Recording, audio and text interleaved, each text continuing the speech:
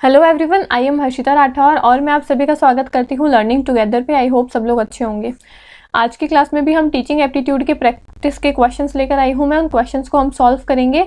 आज की क्लास में भी आपके टोटल 20 क्वेश्चंस होंगे। ठीक है, आपको मुझे कमेंट करके बताना है कि आपके कितने क्वेश्चंस करेक्ट हुए हैं, कितने क्वेश्चंस आपके गलत हुए हैं। अगर आपके ज़्यादा क्वेश्चन गलत हो रहे हैं तो भी कोई बात नहीं, आप मुझे कॉमेंट करके ज़रूर से बता देना। ठीक है, कितने आपके सही हुए हैं, कितने आपके गलत हुए हैं। अगर आपका कोई भी सजेशन है, कोई भी डाउट है तो भी आप मुझे कॉमेंट करके बता देना। अगर कोई भी क्वेश्चन में आपको कुछ समझ में नहीं आता है या फिर किसी क्वेश्चन में आपकी कोई क्वेरी है तो वो भी आप मेरे को कॉमेंट में लिख के जरूर से बता सकते हो। ठीक है, हम शुरुआत करते हैं हमारे पहले क्वेश्चन से।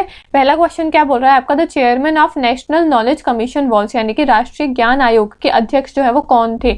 आपके डॉक्टर मुरली मनोहर जोशी या फिर आपके है ना श्रीमती स्मृति ईरानी, सेम पित्रोदा या फिर नन ऑफ द अबव। तो नेशनल नॉलेज कमीशन जो है, जिसको हम NKC के नाम से भी जानते हैं। ठीक है, NKC के जो आपके चेयरमैन हैं वो कौन थे? सेम पित्रोदा साहब। और ये NKC कब आई थी? आपकी 2005 के अंदर आपकी नेशनल नॉलेज कमीशन जो है वो आई थी। ठीक है, ऑप्शन नंबर सी इसका करेक्ट आंसर है, सेम पित्रोदा। आगे बढ़ते हैं नेक्स्ट क्वेश्चन पे। शाला दर्पण प्रोजेक्ट जो है वो किससे संबंधित है? केंद्रीय विद्यालय से, जवाहर आपके नवोदय विद्यालय से, राजीव गांधी नवोदय विद्यालय से या फिर आपके मॉडल स्कूल से? तो शाला दर्पण जो है वो आपके केंद्रीय विद्यालयों से संबंधित है, रिलेटेड है। Option number A correct answer है। आगे बढ़ते हैं, under which section of RTE यानी कि right to education act 25% of seat in private non aided schools are reserved for children from economically backward classes. यानी कि RTE क्या होता है? राइट टू एजुकेशन जो एक्ट है आपका, उस अधिनियम के किस प्रावधान के तहत निजी गैर सहायता प्राप्त विद्यालयों में 25% सीटें जो है आर्थिक रूप से कमजोर वर्ग के बच्चों के लिए आरक्षित है? 12(1)(c) के अंदर, 12(1)(b) के अंदर, 12(1)(a) के अंदर या फिर नन ऑफ द अबव। तो ऑप्शन नंबर ए इसका करेक्ट आंसर है, 12(1)(c). अब बेसिकली क्वेश्चन में क्या पूछा है आपसे, एक आपका राइट टू एजुकेशन एक्ट है। ठीक है, अब अगर किसी को पता है कि ये एक्ट कौन से साल में आया था तो इसका ईयर आप मुझे कमेंट करके बता देना। ठीक है, अब राइट टू एजुकेशन एक्ट जो है ये क्या करता है, ये एजुकेशन की बात करता है कि बच्चों को एजुकेशन मिलनी चाहिए, कंपलसरी एजुकेशन मिलनी चाहिए। साथ ही साथ ये कहता है कि जो कि आपके इकोनॉमिकली बैकवर्ड क्लासेस है ना, जो आपकी आर्थिक रूप से कमजोर वर्ग है, ऐसे वर्ग के लिए 25% सीटें जो है वो स्कूल में रिजर्व होनी चाहिए। तो यही आपसे पूछा है कि ऐसा कौन सा प्रावधान जो है वो ये कहता है कि निजी गैर सहायता प्राप्त विद्यालय में 25% सीटें जो है वो आर्थिक रूप से कमजोर वर्ग वाले बच्चों के लिए आरक्षित होनी चाहिए। ऐसा कौन सा प्रावधान दिया हुआ है राइट टू एजुकेशन एक्ट के तहत? तो वो आपका प्रोविजन है 12(1)(c). ठीक है, ऑप्शन नंबर ए इसका करेक्ट आंसर है। आगे बढ़ते हैं, डिजिटल जेंडर एटलस जो है इज रिलेटेड टू गर्ल्स, यानी कि डिजिटल जेंडर एटलस जो है वो किससे संबंधित है? अनुसूचित जातियों से, यानी कि SC से, ST से, मुस्लिम कम्युनिटी से या फिर ऑल ऑफ द अबव। तो डिजिटल जेंडर एटलस जो है वो आपके SCs, STs और मुस्लिम समुदाय सबसे जुड़ा हुआ है। तो ऑप्शन नंबर डी इसका करेक्ट आंसर हो जाएगा। ठीक है, आगे बढ़ते हैं, recommendation for the setting up of Jawahar Navodaya Vidyalaya was based on. Jawahar Navodaya Vidyalaya की जो स्थापना हुई है वो किसकी सिफारिश के आधार पर हुई है? नेशनल एजुकेशन पॉलिसी 1986, शिक्षा आयोग, education commission, secondary education commission, माध्यमिक शिक्षा आयोग या फिर पिछड़ा वर्ग आयोग यानी कि बैकवर्ड क्लासेस कमीशन? तो ऑप्शन नंबर ए इसका करेक्ट आंसर है। राष्ट्रीय शिक्षा नीति जो आपकी 1986 में आई थी उसकी सिफारिश पे आपके जो है ना जवाहर नवोदय विद्यालय जो है उनकी स्थापना हुई थी। किसकी सिफारिश पे? नेशनल एजुकेशन पॉलिसी जो कि आपकी 1986 के अंदर आई थी। ठीक है, ऑप्शन नंबर ए इसका करेक्ट आंसर है। आगे बढ़ते हैं, माध्यमिक शिक्षा आयोग के अध्यक्ष कौन थे, यानी कि सेकेंडरी एजुकेशन कमीशन के चेयरमैन कौन थे? राधाकृष्णन मुदलियार, आपके दौलत सिंह कोठारी या फिर आपके KG सैयद? तो ऑप्शन नंबर बी इसका करेक्ट आंसर है। आपके जो LS मुदलियार जो है, मुदालियर जो है वो आपके सेकेंडरी एजुकेशन कमीशन के चेयरमैन थे। ठीक है, अब ये मुदालियर कमीशन भी हम इसको कहते हैं, सेकेंडरी एजुकेशन कमीशन का दूसरा नाम है मुदालियर कमीशन या फिर मुदालियर आयोग। इस आयोग में क्या बातें हुई थी, क्या सिफारिशें, क्या रिकमेंडेशन दी थी, वो हमने ऑलरेडी थियोरिटिकल क्लास में कर लिया है। तो अगर किसी ने वो क्लास नहीं देखी है तो आप उसको देख सकते हो, रेफर कर सकते हो। ठीक है, आगे बढ़ते हैं, आपका नेक्स्ट क्वेश्चन क्या बात कर रहा है, राधाकृष्णन आयोग की मुख्य चिंता क्या थी, यानी कि मेन कंसर्न क्या था राधाकृष्णन कमीशन का? Teacher education, women education, higher education या फिर टेक्निकल एजुकेशन? तो राधाकृष्णन आयोग जो है वो आपके हायर एजुकेशन के लिए आया था, यानी कि उच्च शिक्षा के लिए आया था। ऑप्शन नंबर सी इसका करेक्ट आंसर है। ठीक है, उसमें टीचर एजुकेशन, शिक्षक शिक्षा की ऐसी कोई बात नहीं हुई थी, ना ही महिलाओं की शिक्षा के लिए ऐसे कुछ बहुत है ना गहन चिंतन हुआ था, ना ही तकनीकी शिक्षा की कोई बात हुई थी। Option number C correct answer है। ठीक है, आगे बढ़ते हैं, recommended the establishment of an independent regulatory authority for higher education. उच्च शिक्षा के लिए स्वतंत्र नियामक प्राधिकरण की स्थापना की सिफारिश किसने करी थी? यूजीसी ने, एनकेसी यानी कि नेशनल नॉलेज कमीशन, अभी हम पढ़ के आए थे ना सेम पित्रोदा वाली, वो है ये आपकी राष्ट्रीय ज्ञान आयोग, नेशनल नॉलेज कमीशन। AICTE यानी कि अखिल भारतीय तकनीकी शिक्षा परिषद, या फिर NCTE राष्ट्रीय अध्यापक शिक्षा परिषद। तो क्या बोला है क्वेश्चन में, उच्च शिक्षा के लिए स्वतंत्र नियामक प्राधिकरण की स्थापना की सिफारिश किसने करी थी? तो इसका option number B correct answer है, नेशनल नॉलेज कमीशन ने। यानी कि नेशनल नॉलेज कमीशन ने कहा था कि इंडिपेंडेंट रेगुलेटरी अथॉरिटी होनी चाहिए हायर एजुकेशन को रेगुलेट करने के लिए। ठीक है, तो option number B correct answer हो जाएगा, राष्ट्रीय ज्ञान आयोग। ठीक है, आगे बढ़ते हैं। Who is given the credit for first pointing out the need for higher education in villages? गांवों में उच्च शिक्षा की आवश्यकता को पहली बार इंगित करने का श्रेय किसको दिया जाता है? राममूर्ति समिति को, राष्ट्रीय शिक्षा नीति यानी कि नेशनल एजुकेशन पॉलिसी को, शिक्षा आयोग एजुकेशन पॉलिसी को, यानी कि एजुकेशन कमीशन को, या फिर यूनिवर्सिटी एजुकेशन कमीशन विश्वविद्यालय शिक्षा आयोग को? तो ऑप्शन नंबर डी इसका करेक्ट आंसर है, विश्वविद्यालय शिक्षा आयोग ने सबसे पहले बोला था कि गाँव में उच्च शिक्षा की आवश्यकता है, तो हमको उच्च शिक्षा को गाँव में भी, गाँव की तरफ भी लेकर जाना है। ठीक है, option number D correct answer है, यूनिवर्सिटी एजुकेशन कमीशन। कौन लेकर आए थे? सर्वपल्ली राधाकृष्णन, ये हम ऑलरेडी कर चुके हैं आपका। उन्होंने यूनिवर्सिटी एजुकेशन के बारे में बात करी थी, उच्च शिक्षा के बारे में बात करी थी। ठीक है, और सबसे पहले राधाकृष्णन कमेटी ही थी, यानी कि यूनिवर्सिटी एजुकेशन कमीशन ही था, जिसने क्या कहा था कि हमको हायर एजुकेशन को ग्रामीण क्षेत्र में भी लेकर जाना है, विलेजेस के अंदर भी लेकर जाना है। ठीक है, ऑप्शन नंबर डी इसका करेक्ट आंसर हो जाएगा। अब आपको मेरे को कॉमेंट करके दूसरा क्वेश्चन ये बताना है आपका कि राधाकृष्णन समिति जो है वो कौन से ईयर में आई थी, उसका साल कौन सा है इस्टेब्लिशमेंट का, वो मुझे कॉमेंट करके बताना। ये भी हम ऑलरेडी कर चुके हैं, किसी ने वो क्लास नहीं देखी है तो जाके देख लेना। ठीक है, आगे बढ़ते हैं। The founder of kindergarten system, यानी कि किंडरगार्टन सिस्टम जो आपका चलता है, किंडरगार्टन प्रणाली जो आपकी चलती है, उसके संस्थापक कौन है? FA फ्रॉबेल, आपके है ना पेस्टालोजी, या फिर आपके किंडरगार्टन, या फिर आपके डेवी? तो ऑप्शन नंबर ए इसका करेक्ट आंसर है, FA फ्रॉबेल। ठीक है, आगे बढ़ते हैं। Teaching skills are developed through the use of, शिक्षण कौशल विकसित किसने किया है ना? शिक्षण कौशल विकसित किया जाता है किसके माध्यम से? सीखने के माध्यम से, शिक्षण के माध्यम से, एग्जामिनेशन के माध्यम से, या फिर इवेल्युएशन के माध्यम से? भाई टीचिंग स्किल्स हम किस तरीके से डेवलप कर सकते हैं? लर्निंग करा के, टीचिंग करा के, एग्जामिनेशन लेके, या फिर उसका मूल्यांकन यानी कि इवेल्युएशन करके? तो शिक्षण कौशल की है ना, शिक्षण कौशल हम कैसे डेवलप कर सकते हैं? टीचिंग करा के, शिक्षण करा के। भाई हम जितना ज्यादा किसी इंसान को प्रैक्टिस करवाएंगे, उसकी टीचिंग करवाएंगे, तो उसके अंदर टीचिंग स्किल्स जो है वो ऑटोमेटिकली ही डेवलप हो जाएगी। ठीक है, ऑप्शन नंबर 20 का करेक्ट आंसर है। आगे बढ़ते हैं। मूल्य शब्द की उत्पत्ति कहाँ से हुई है? The term value originated in, यानी कि वैल्यू जो है वो कहाँ से ओरिजिनेट हुआ है, उत्पत्ति उसकी कहाँ से हुई है? फ्रॉम द वर्ड वेलियर, या फिर फ्रॉम द वैल्यूर मूल्यांकन कर्ता से, या फिर फ्रॉम वेलाई, या फिर नन ऑफ द अबव? तो option number A correct answer है, फ्रॉम वेलियर। ठीक है, वैलियर वर्ड से वैल्यू जो शब्द है आपका, उसकी उत्पत्ति हुई है। ऑप्शन नंबर ए इसका करेक्ट आंसर है। आगे बढ़ते हैं। Discipline must be based and controlled by love, ये किसने कहा? यानी कि अनुशासन प्रेम पर आधारित है और नियंत्रित होना चाहिए। ये कथन किसका है? तो ये कथन आपका है ना पेस्टालोजी का है। ऑप्शन नंबर 20 का करेक्ट आंसर है। ठीक है, कभी कभी ऐसे कथन वाले सवाल भी पूछ लेते हैं कि ये कथन किसने दिया है, या फिर ये कथन आपके कौन से थिंकर से जुड़ा हुआ है, कौन से आपके है ना जो भी आपके थिंकर्स वगैरह होते हैं उनमें से जुड़ा हुआ है। तो उसके ऐसे थिंकर्स वगैरह आपको पता होने चाहिए, नाम पता होने चाहिए, उनके कथन पता होने चाहिए। ठीक है, आगे बढ़ते हैं। How many sectors are included under the digital India program, जो आपका डिजिटल इंडिया का कार्यक्रम चल रहा है उसके तहत कितने क्षेत्र शामिल है? 7, 8, 9 या फिर 10? तो 9 क्षेत्र उसके अंदर शामिल है। Option number C correct answer है। ठीक है, CIET का पूरा नाम क्या है? तो CIET का पूरा नाम क्या है? Central institute of educational technology, central institute of education and technology, combined institute of education and training, या फिर combined institute of education and technology, केंद्रीय शैक्षिक है ना प्रौद्योगिकी संस्थान, केंद्रीय शिक्षा एवं प्रौद्योगिकी संस्थान, संयुक्त शिक्षा एवं परीक्षण संस्थान, या फिर संयुक्त शिक्षा एवं प्रौद्योगिकी संस्थान? तो ऑप्शन नंबर ए इसका करेक्ट आंसर है। CIET का फुल फॉर्म है central institute of educational technology, केंद्रीय शैक्षिक प्रौद्योगिकी संस्थान। ठीक है, आगे बढ़ते हैं। नेक्स्ट क्वेश्चन क्या बोला है? When was national informatic centre service जो है उसका इस्टेब्लिशमेंट हुआ था? नेशनल इंफॉर्मेटिक सेंटर सर्विस जो है उसकी स्थापना कब हुई थी? तो option number A correct answer है, 1997 में हुई थी। ठीक है, आगे बढ़ते हैं।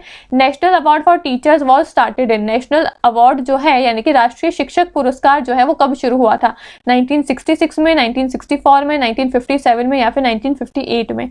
ऑप्शन नंबर सी इसका करेक्ट आंसर 1957 में। ठीक है, आगे बढ़ते हैं। Which of the following is helpful in personality development, निम्नलिखित में से कौन व्यक्तिगत विकास के लिए सहायता करता है यानी कि हेल्पफुल है। को curricular activities, games, project work या फिर ऑल ऑफ द अबव। अब पर्सनैलिटी को डेवलप करने के लिए, किसी इंसान के व्यक्तित्व को है ना डेवलप करने के लिए किस चीज की आवश्यकता होती है?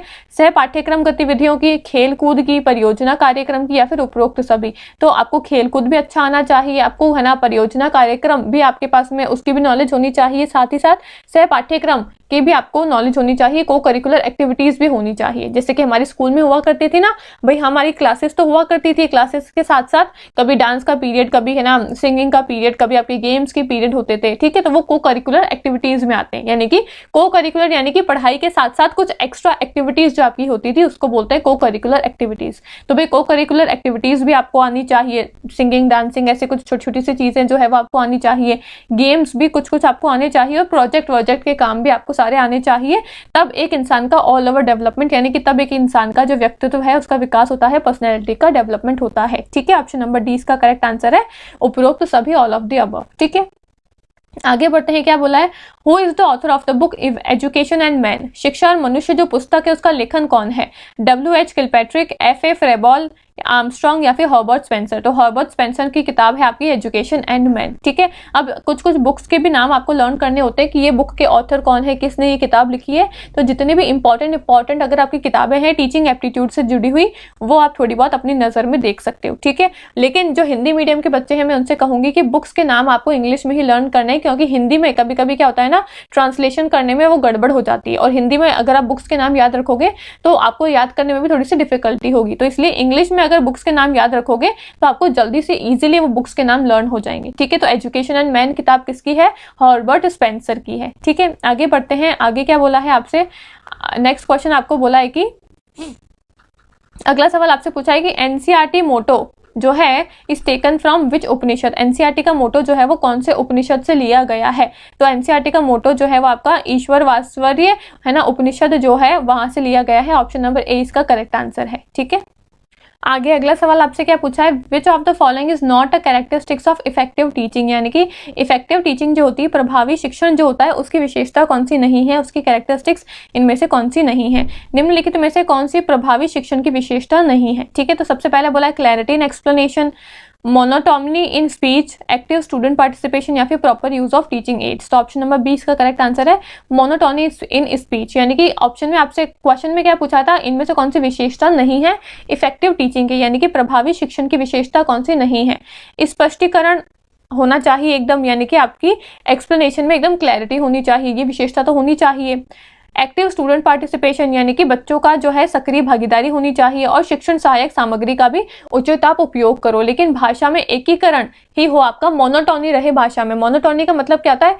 एक ही तरीके से पढ़ा रहे हो भाई, अगर मैं आपको पढ़ा रही हूँ तो मैं अपनी वॉइस में आपको है ना अलग अलग तरीके से है ना लेवल्स देके या फिर अलग अलग वेरिएशंस देके मैं आपको पढ़ाऊंगी। कहीं पे ज्यादा जोर देने की जरूरत है तो ज्यादा जोर देके समझाऊंगी, कहीं पे अगर धीरे कॉन्सेप्ट समझाने की जरूरत है कि भाई ये कॉन्सेप्ट बच्चों के लिए नया है तो वो मैं उस तरीके से समझाऊंगी। कोई कॉन्सेप्ट अगर आपको आता है तो मैं वो आपको जल्दी जल्दी बोल के भी समझा सकती हूँ कि भाई ये बच्चों को आता है तो ये मैं फटाफट समझा देती हूँ, ठीक है। लेकिन यहाँ पे आपसे क्या पूछा है कि कौन सी विशेषता नहीं है, तो मोनोटोनी जो है वो आपकी स्पीच में नहीं होनी चाहिए। आपको एक ही तरीके से नहीं पढ़ाना है कि भाई आप फटाफट ही बोल के पढ़ा रहे हो, आप धीरे धीरे ही बोल के पढ़ा रहे हो, इस तरीके से आपकी जो भाषा है उसमें एक रूपता नहीं होनी चाहिए, ठीक है। ऑप्शन नंबर 20 का करेक्ट आंसर है, ये टीचिंग इफेक्टिव टीचिंग की प्रभावी शिक्षण की विशेषता नहीं है, ठीक है। आगे बढ़ते हैं, क्या बोला है?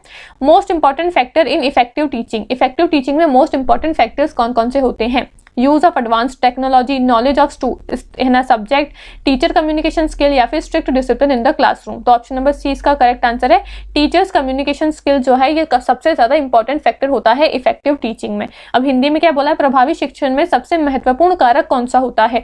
भाई किसी भी शिक्षण को प्रभावी बनाने में सबसे महत्वपूर्ण कारण कौन सा है? पहला बोला है कि उन्नत प्रौद्योगिकी उपयोग, विषय का ज्ञान, फिर थर्ड बोला है कि शिक्षक संचार कौशल, या फिर कक्षा में कड़ा अनुशासन। तो आप अच्छे से टेक्नोलॉजी का यूज कर रहे हो वो तो अच्छी बात है, लेकिन ये सबसे महत्वपूर्ण कारण आपकी है ना शिक्षण को है ना प्रभावी बनाने के लिए नहीं बनेगा, ठीक है।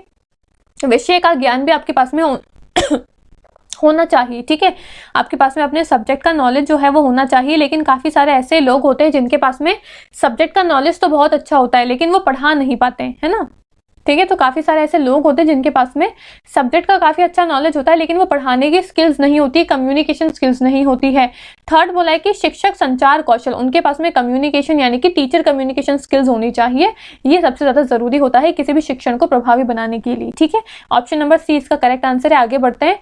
फॉर्मेटिव असेसमेंट इज यूज्ड, यानी कि फॉर्मेटिव असेसमेंट जो है आपके मूल्यांकन का एक प्रकार है फॉर्मेटिव असेसमेंट। ठीक है, इसको किस लिए यूज किया जाता है? Assign final grades, monitor student learning during instructions, compare student with each others, या फिर डिटरमाइन पास और फेल स्टेटस। यानी कि जो हम फॉर्मेटिव असेसमेंट का इस्तेमाल करते हैं ये किसके लिए करते हैं? ये हम करते हैं monitor students learning during instructions, यानी कि जब टीचर पढ़ा रही है तो पढ़ाने के दौरान हम बच्चों का मूल्यांकन करते हैं, उसको हम बोलते हैं फॉर्मेटिव असेसमेंट। एक होता है आपका समेटिव असेसमेंट। ठीक है, यानी कि क्वेश्चन में आपसे क्या पूछा है? रचनात्मक मूल्यांकन का उपयोग निम्नलिखित में से किसके लिए किया जाता है? तो रचनात्मक मूल्यांकन होता क्या है?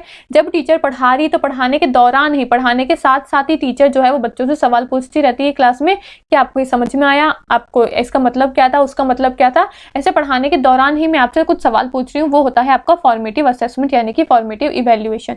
एक होता है आपका समेटिव इवैल्यूएशन। समेटिव इवैल्यूएशन क्या होता है?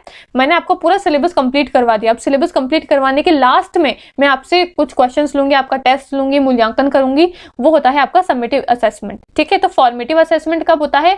ड्यूरिंग टीचिंग, जब टीचर पढ़ा रहा है तो पढ़ाने के साथ साथ ही आपका मूल्यांकन कर रहा है। लेकिन समेटिव असेसमेंट कब होता है? एंड ऑफ द टीचिंग, यानी कि सब कुछ पढ़ा दिया, जो आपके फाइनल एग्जाम होते हैं ना सबसे लास्ट में, पूरा 10 आपके चैप्टर जो है वो खत्म हो गए, पूरा आपका कोर्स खत्म हो गया है, सारा सिलेबस कंप्लीट हो गया है, अब आपके फाइनल एग्जाम होंगे। वो जो फाइनल एग्जाम होते हैं वो आपके समेटिव असेसमेंट होते हैं, समेटिव इवैल्यूएशन के अंदर आते हैं। लेकिन आपके बीच बीच में जो पीरियोडिकल टेस्ट वगैरह हुआ करते थे हमारे, ठीक है, वो आते हैं आपके फॉर्मेटिव असेसमेंट में। तो यही पूछा है कि जो रचनात्मक मूल्यांकन जो है फॉर्मेटिव असेसमेंट जो है, इसको हम क्यों यूज करते हैं? इसको हम यूज करते हैं कि ड्यूरिंग इंस्ट्रक्शन, यानी कि इंस्ट्रक्शंस के टाइम पे ही, पढ़ाने के दौरान ही बच्चे को हम मॉनिटर कर सके। ठीक है, यानी कि शिक्षण के दौरान ही छात्रों के सीखने का निगरानी रख सके कि भाई उनको कितना समझ में आ रहा है, कितना समझ में नहीं आ रहा है। तो ऑप्शन नंबर 20 का करेक्ट आंसर हो जाएगा। ठीक है, आगे बढ़ते हैं। क्या बोला है?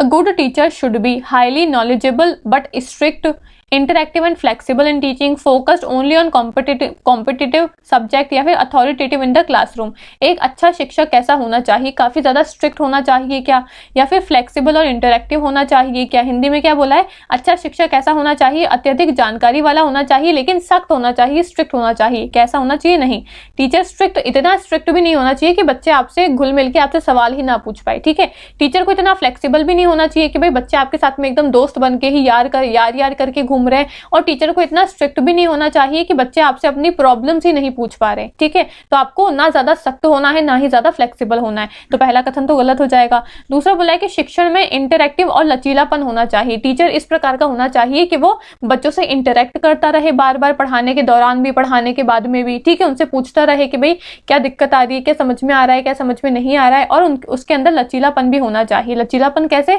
अगर मैं किसी एक तरीके से आपको पढ़ा रही हूँ और अगर बच्चे को नहीं समझ में आ रहा है, तो ऐसा नहीं होना चाहिए कि नहीं भाई ये तो मेरा टॉपिक है, मैं इसी तरीके से पढ़ाऊंगी, यही मेरा तरीका है पढ़ाने का। ऐसा नहीं होना चाहिए, आपको लचीला होना चाहिए। अगर बच्चे को नहीं समझ में आ रहा है तो आप अपनी दूसरी अप्रोच से बच्चे को समझाओ। ठीक है, तो फ्लेक्सिबिलिटी और इंटरएक्टिविटी आपके अंदर होनी चाहिए। ये कथन बिल्कुल सही है। एक अच्छा शिक्षक जो है वो इस प्रकार का होना चाहिए। ऑप्शन नंबर 20 का करेक्ट आंसर है। ठीक है, कैसा होना चाहिए? Interactive and flexible in teaching होना चाहिए। ठीक है, आगे बढ़ते हैं। क्या बोला है next question? What is the primary goal of classroom management?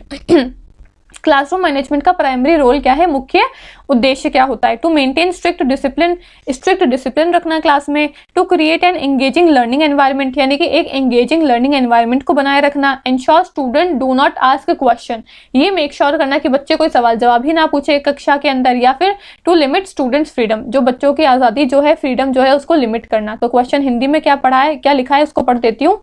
कक्षा प्रबंधन का प्राथमिक लक्ष्य क्या होता है? क्लासरूम मैनेजमेंट का प्राइमरी गोल क्या है, प्राथमिक लक्ष्य क्या है? सख्त अनुशासन बनाए रखना है। मैंने बताया ना भाई, सख्त इतना भी ना कर दो कि बच्चा आपसे सवाल ही ना पूछ पाए, तो ये कथन तो गलत हो जाएगा। दूसरा बोला है कि एक आकर्षक आपका है ना शिक्षण वातावरण जो है वो होना चाहिए। बिल्कुल सही बात है भाई, अट्रैक्टिव टीचिंग जो है वो आपकी होनी चाहिए। तीसरा बोला है कि सुनिश्चित करता है कि छात्र कक्षा में कोई सवाल ही ना पूछ पाए। तो गलत बात है ना, अगर टीचर पढ़ा रहा है, बच्चे सवाल ही नहीं पूछेंगे तो टीचर को क्या पता चलेगा कि बच्चों को समझ में आया या फिर समझ में नहीं आया, है ना। और लास्ट बोला है कि छात्रों की स्वतंत्रता को ही सीमित कर दो, कि वो आपसे सवाल जवाब ही ना पूछ पाए, वो कुछ कर ही ना पाए क्लास में, तो ये भी गलत है। ऑप्शन नंबर 20 का करेक्ट आंसर है एक आकर्षक शिक्षण वातावरण जो है वो होना चाहिए। ठीक है, ऑप्शन नंबर 20 का करेक्ट आंसर है to create an engaging learning environment. आगे बढ़ते हैं। Best method to evaluate students understanding, में बच्चे की अंडरस्टैंडिंग को इवेल्युएट करने के लिए सबसे बेस्ट तरीका कौन सा है? Asking them to memorize definition, भाई सिर्फ और सिर्फ आप क्या करो, डेफिनेशन को रटते जाओ, क्या ये सही तरीका है क्या बच्चे की समझ को देखने का? बिल्कुल गलत बात है। कंडक्टिंग सरप्राइज टेस्ट, क्या सरप्राइज टेस्ट लेके आप बच्चे की अंडरस्टैंडिंग को देख सकते हो? यानी कि हिंदी में क्या बोला है, विद्यार्थियों की समझ का मूल्यांकन जो है वो सर्वोत्तम विधि ऐसी कौन सी है जिससे हम विद्यार्थियों की समझ का मूल्यांकन कर सकते हैं? तो पहला बोला है उनको परिभाषाएं याद करने के लिए कहो, बिल्कुल गलत बात है भाई। और है ना, आप उनके सरप्राइज टेस्ट लो कि भाई आज मैं तुम्हारा सरप्राइज टेस्ट लेते हैं। ठीक है, थर्ड बोला है encouraging discussion and problem solving, discussion और प्रॉब्लम सॉल्विंग को एनकरेज करो, यानी कि चर्चा और समस्या समाधान को प्रोत्साहित करो। और आपके लंबे जो आपके होते हैं ना असाइनमेंट्स वगैरह, लेंदी असाइनमेंट वगैरह होते हैं, वो बच्चे को दो। तो आपका option number C correct answer है कि प्रॉब्लम सॉल्विंग और एक एंगेजिंग डिस्कशन जो है वो मेंटेन होना चाहिए, इससे आप बच्चे के अंडरस्टैंडिंग को देख सकते हो। यानी कि चर्चा और समस्या समाधान को प्रोत्साहित आपको करना है, ताकि बच्चे बार बार चर्चा करेंगे किसी टॉपिक के ऊपर, आप उनको प्रॉब्लम्स दो, वो प्रॉब्लम्स को सॉल्व करेंगे, इससे आपको पता चलेगा कि बच्चे में कितनी समझ का विकास हो रहा है। ठीक है, ऑप्शन नंबर सी इसका करेक्ट आंसर है। आगे बढ़ते हैं, क्या बोला है, term andragogy is associated with, andragogy जो टर्म है ये किससे जुड़ी हुई है? एंड्रागॉगी टर्म आपके टीचिंग चिल्ड्रन से जुड़ी हुई है, अडल्ट से जुड़ी हुई है, स्पेशल चिल्ड्रन से जुड़ी हुई है, या फिर प्राइमरी स्कूल से जुड़ी हुई है? तो एंड्रागॉगी जो है वो आपके अडल्ट से जुड़ी हुई है, टीचिंग अडल्ट से। ठीक है, एंड्रागॉगी शब्द जो है वो किससे संबंधित है?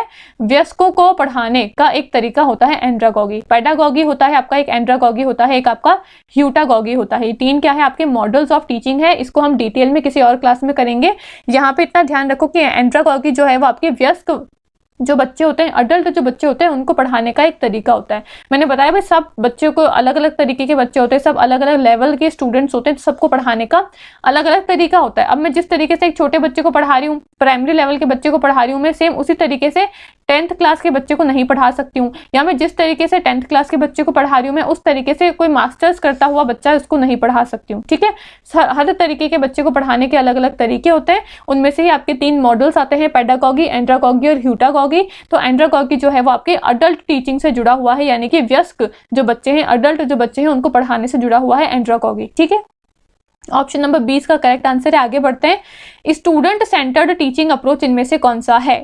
लेक्चर मेथड, रोल लर्निंग यानी कि रोट लर्निंग यानी कि रट रट के चीजों को सीखना, प्रॉब्लम बेस्ड लर्निंग, या फिर डिस्कशन मेथड। तो स्टूडेंट सेंटर्ड मेथड मैंने पहले भी बताया है, स्टूडेंट केंद्रित मेथड जो है वो होते हैं ऐसे मेथड जहाँ पे सब कुछ टीचर जो है वो बच्चे के अकॉर्डिंग पढ़ाता है, बच्चे के अकॉर्डिंग सारे काम करता है। एक होता है टीचर सेंटर्ड मेथड, एक होता है student centred method. Student centred method में सारा काम जो है वो बच्चे के अकॉर्डिंग यानी कि स्टूडेंट के अकॉर्डिंग होता है, और टीचर सेंटर्ड मेथड जो है वो ऐसा मेथड होता है जहाँ पे सारा काम टीचर के अकॉर्डिंग होता है। तो यहाँ पे आपसे पूछा है कि स्टूडेंट सेंटर्ड मेथड जो है, विद्यार्थी केंद्रित शिक्षण जो है वो किससे जुड़ा हुआ है, कौन से मेथड से जुड़ा हुआ है? तो लेक्चर मेथड जो है वो आपका टीचर सेंटर्ड मेथड है, रोट लर्निंग भी टीचर सेंटर्ड मेथड है, प्रॉब्लम बेस्ड लर्निंग जो है वो आपका स्टूडेंट सेंट्रिक मेथड है, और डिक्टेशन मेथड क्या है, ये भी आपका टीचर सेंट्रिक मेथड है। तो ऑप्शन नंबर सी का करेक्ट आंसर हो जाएगा प्रॉब्लम सॉल्विंग। प्रॉब्लम सॉल्विंग कैसे? आप बच्चे को खुद से प्रॉब्लम्स दो और उसको खुद से चीजों को करके सीखने दो। ठीक है, अब स्टूडेंट सेंटर्ड मेथड जहाँ पे बच्चा खुद से करके चीजों को सीखता है, यहाँ पे बच्चे की भागीदारी जो है वो सक्रिय रूप से होती है, एक्टिव पार्टिसिपेशन होता है। लेकिन टीचर सेंटर्ड मेथड में टीचर सारा कुछ बच्चे को उसके हाथों में परोस के देता है, उसकी भागीदारी ज्यादा नहीं हो पाती है। ठीक है, तो स्टूडेंट सेंटर्ड मेथड कौन सा है? आपका प्रॉब्लम सॉल्विंग मेथड है। ऑप्शन नंबर सी का करेक्ट आंसर हो जाएगा। आगे बढ़ते हैं, ब्लूम्स टैक्सोनॉमी जो है वो किससे जुड़ी हुई है? ब्लूम्स टैक्सोनॉमी जो है वो आपके लेवल ऑफ लर्निंग ऑब्जेक्टिव से जुड़ी हुई है। ये क्वेश्चन हम काफी बार कर भी चुके हैं। ऑप्शन नंबर 20 का करेक्ट आंसर है। ठीक है, हिंदी में क्या बोला है? ब्लूम्स टैक्सोनॉमी किससे संबंधित है? सीखने के उद्देश्यों के स्तर से जुड़ी हुई है। इसमें हमने अलग अलग स्तर देखे हैं कि भाई एक बच्चे में कॉग्निटिव डोमेन का कैसे डेवलपमेंट करना है, अफेक्टिव डोमेन का कैसे डेवलपमेंट करना है, साइकोमोटर डोमेन का कैसे डेवलपमेंट करना है, ये सब कुछ हम उस क्लास के अंदर देख चुके हैं। मैंने ब्लूम्स की टैक्सोनॉमी की 2 पार्ट में क्लासेस करवाई थी, अगर किसी ने नहीं देखी तो जाके देख लेना।